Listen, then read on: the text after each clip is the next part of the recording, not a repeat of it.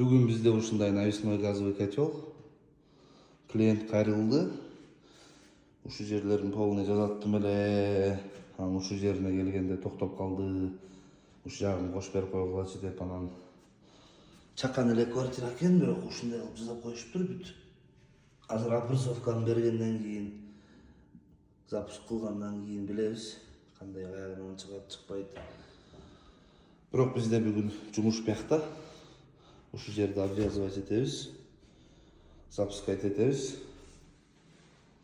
Бүткөндөн кийинкисин көрөсүңөр, кандай болуп чогулуш керек бияк.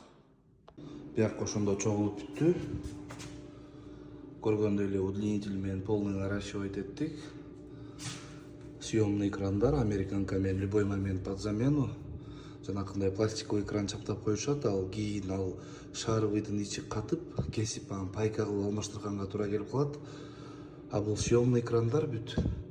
И ушу фильтр жөнүндө айтып кетейин дедим эле. Жанагы ушундай фильтрди отопленияга койбой жүргүлө.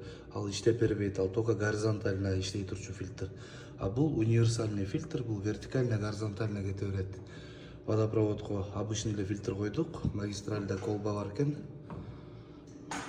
Ушундай болгон көрүнүш. Запускать этип текшерип койдук.